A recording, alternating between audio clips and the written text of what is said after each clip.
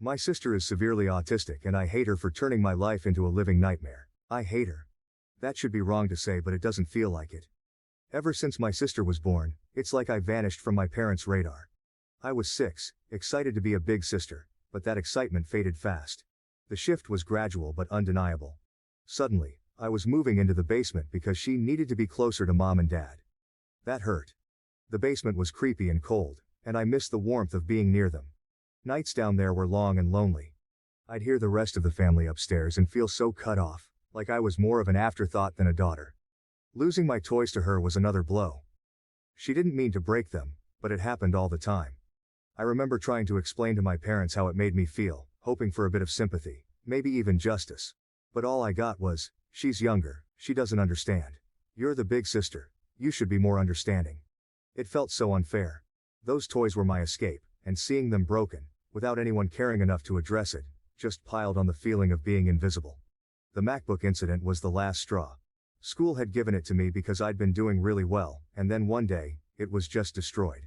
My school was mad at me for being careless, and my parents. They just added to the blame. No one stopped to consider it wasn't actually my fault. I was furious and hurt, but mostly, I felt alone in dealing with the mess. It wasn't just about a laptop, it was about feeling like nobody had my back. Honestly, trying to balance being a sister and having a life is rough. I love my sister, sure, but it's like my parents forget I'm still a kid too. Every time she needs something, I have to drop everything. Doesn't matter if I'm studying, hanging out, or even trying to catch a break. It's like I'm on call 24/7 without even signing up for it. I couldn't remember the last time I hung out with friends without constantly checking my phone, worried I'd miss a call from home needing me to rush back. My life felt like it was on a perpetual pause, always waiting for the next crisis or the next demand for help. The day I decided to go watch the new Spider-Man movie was a big deal for me. It had been ages since I'd made plans that felt purely for my own enjoyment. My friend Jake had been talking about it for weeks, and his excitement was contagious. I needed that break, a couple of hours where I could just be a teenager, not a caretaker. So, I made a decision. I figured, just this once, I'd turn my phone off to enjoy the movie. Not worry about anything else. Just 2 hours, you know? Walking out of the theater, turning my phone back on, I felt like I was hit by a truck. Missed calls and texts everywhere. I called home immediately, the joy from the movie evaporating with each ring. When my mom picked up, her anger cut through me. "Where have you been? We needed you an hour ago." I could barely get a word in. I rushed home, feeling guilty but also kind of angry. When I got there, it was like walking into a storm. My parents were furious, their disappointment a tangible force in the room. "We rely on you, and you just decide to disappear? To watch a movie?" My dad's voice was sharp, his words punctuated by my sister's background noises, like going to a movie was some kind of crime. I tried explaining I just wanted a break, that I just wanted a couple of whores to myself, but it fell on deaf ears. It didn't matter. "Your responsibilities here are more important than some movie," my mom added, her words final. They grounded me, said I was being irresponsible. All over a movie. Sitting in my room after ward, it hit me. This wasn't about the movie, it was about feeling stuck. Yeah, I get it, my sister needs me. But sometimes, I just want to do something normal, without feeling guilty or getting into trouble for it. Being 18 and feeling like you're not allowed to have your own life is tough. It was about feeling trapped in a role I never chose, about longing for a piece of normalcy in a life that felt anything but normal. I loved my sister deeply, but in that moment, I couldn't help but feel robbed of the simple teenage experiences, of friendships and carefree moments. Living in my house feels like I'm trapped in a loop where everything revolves around my sister and her needs. Don't get me wrong, I get it. She needs a lot of care, and I want to be there for her. But sometimes, it feels like I'm just another item on the family's to-do list. Help your sister. Make sure she's okay. Can't you see we're busy with her? It's exhausting, feeling more like an extra hand. It's like I'm invisible unless they need something for her. This feeling of being a slave in my own home, it's suffocating. I carry this weight around, a burden that's made me question my own worth. Around the house than an actual member of the family. Then there was this one week that felt like it could be different. I had been chosen to give a speech at a school event. Something about that recognition, it lit a spark in me. I worked hard on that speech, pouring my thoughts and feelings into every word. When my parents said they'd be there to watch me, for the first time in a long time, I felt valued. Finally, something about me. I worked on my speech every night, imagining looking into the crowd and seeing my parents there, maybe even catching them smiling proudly. The excitement was like a beacon, a rare light in the usual dimness of my daily life. Like, maybe this time things would be different. But they weren't. They missed it because of something with my sister. Once again they blamed it on my sister. Standing there, about to start my speech, and not seeing them crushed me. I pushed through, voice shaky and hands trembling. I cried. Not just for the speech, but for all the times I felt sidelined. Yeah, I made it through, and people clapped, but it felt empty. The whole walk home, I couldn't stop the tears. It's not like I wanted to make a big deal about them missing the speech, but it just hit hard. It felt like a reminder that no matter what happens with me, it'll always be secondary. And walking home, all I could think was how this pattern seems like it's never going to end. Talking about colleges with my dad was something I'd been looking forward to. It started off pretty normal. I was actually excited, you know? For once, it felt like we were focusing on my future, on something that was about me. I was getting into the idea, thinking maybe college was my chance to get out and do my own thing, away from all the chaos at home. We were looking at some brochures, talking majors and campuses. It was the closest to dreaming I'd gotten in a long time. Then my dad made that joke. Something about picking a high-paying major so I'd be set to take care of my sister when they're gone. He laughed, thinking it was just a light-hearted comment, I guess. But it hit me hard. All my bottled-up feelings just exploded. I lost it. I couldn't hold it in anymore. I started crying, then yelling, telling him how unfair it was that my entire life was expected to revolve around being my sister's caretaker. It was all coming out, every bit of resentment, every moment of feeling overlooked and undervalued, trying to make him see how much I've had to give up, how everything always circles back to what my sister needs. But they didn't get it. My parents just stood there, staring at me like I was speaking another language, watching me lose it. No comfort, no apologies, nothing. Their faces were so cold, so detached. It was like they couldn't understand why I was so upset over a joke. That's when I realized they weren't going to hear me out. I ran to my room, slammed the door, and I've been here ever since. And here's the thing. I've been in there for hours, and they haven't even bothered to check on me. Not a knock, not a word. Nothing. It's like my outburst didn't matter to them. It's so lonely sitting here, knowing that even this, me being this upset, isn't enough to get them to see how much I'm hurting. It's like I'm trapped in this role they've set for me, and my feelings about it don't matter at all. Am I wrong for wanting more than this? For wanting to be seen as more than just a future caretaker for my sister? It just feels like no matter what I do, it's like my life doesn't matter. I am nothing to them. Nothing more than just an insurance for my sister after they are gone. After hours turned into a day, and then another, with no word from my parents, something in me clicked. I couldn't shake off the feeling that something had to change. It wasn't just about getting away for a bit. It was about needing some space to figure out my own stuff without always being pulled back into the same old situation. I thought of the one person who'd always seemed to get it. Grandpa. Without making a big plan, I just packed some essentials into a backpack one night and left. I texted him I was coming over, half expecting him to talk me out of it or to call my parents. But he didn't. He just texted back, "Doors open." Staying with Grandpa has been eye-opening. It's not like every moment has been some deep heart-to-heart, but it's just calm here. He lets me be. We've talked about college, about what I might want to do, and it's the first time in a while I've been able to think about my future without feeling guilty or stressed. He's been supportive, encouraging me to think about what I want, not what I feel obligated to do. It's weird, but in just a week here, I've felt more like myself than I have in years. We've had meals together, watched some old movies, and he's shared stories about when he was my age. It's been nice, simple, and kind of freeing. I've even started researching colleges again, this time looking at programs I'm actually interested in, not just ones that might make enough money to take care of my sister in the future. Being with Grandpa has given me a glimpse of what that might look like, and it's something I want to hold on to. Wow, thank you for all the support and love that you guys have given me. I never expected this post to reach the popularity it did. Thank you all. After thinking about it for these past few hours, you are right that I don't despise my sister. It's not her fault that she was born the way she is.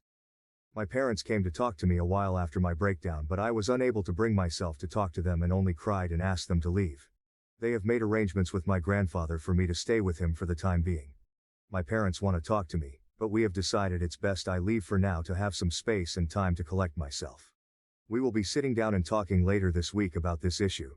Thank you all again for the love and support through this. I started by telling my grandpa the story of why I broke down the way I did, and to be honest, when I finally spilled everything to Grandpa, His reaction was way more intense than I expected. I mean, I knew he'd be surprised, but he looked downright shocked, horrified. I told him all about how things have been at home, how I've basically been my sister's full-time caregiver on top of everything else, and how it all came crashing down that day with my dad's joke about college and taking care of her forever. Grandpa was seriously upset, especially when he found out that my sister was supposed to have professional help that she wasn't getting. He said a lot of stuff. He told me some things that I don't feel comfortable repeating here, but in essence my sister is supposed to be getting care from a professional and that my parents were ignoring that. But the gist was that it wasn't right or safe for me to be in that position, especially with how things were with my sister. He couldn't believe my parents were putting all this on me, and that they'd kept so much from the rest of the family. He was also really mad about the whole movie incident, saying it was the last straw that showed how unfairly I was being treated. Grandpa's pretty chill most of the time, so seeing him this mad was kind of a big deal. He told me straight up not to talk to my parents unless he was there, which was a relief honestly. He said he'd talk to them first, sort everything out, and be there with me for any conversations in the future. But it wasn't just Grandpa. Over the next few days, I heard from aunts, uncles, cousins, you name it.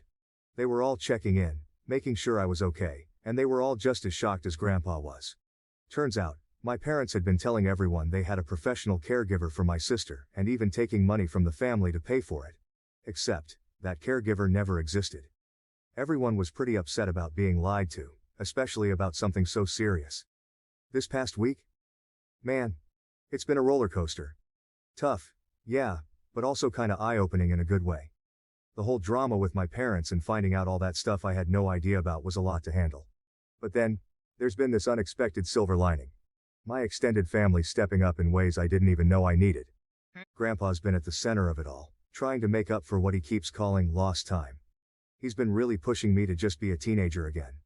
It's weird but nice, getting nudged to hang out with my friends more, or just chill and do whatever I feel like, stuff I haven't really done in, well, forever.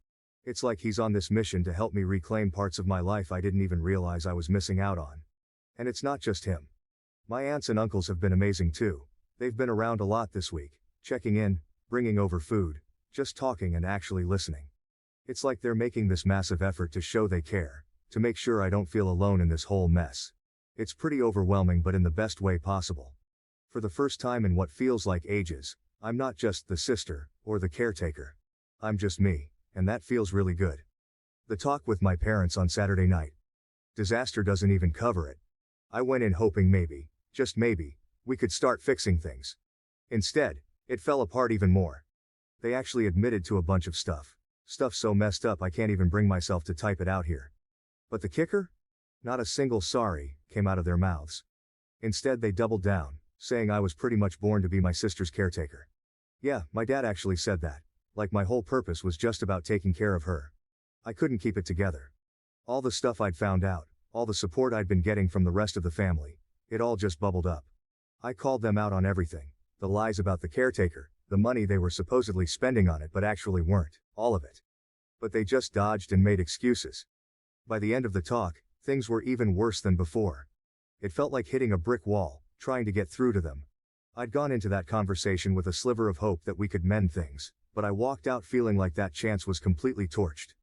So, after that disaster talk with my parents, I made up my mind. I'm done.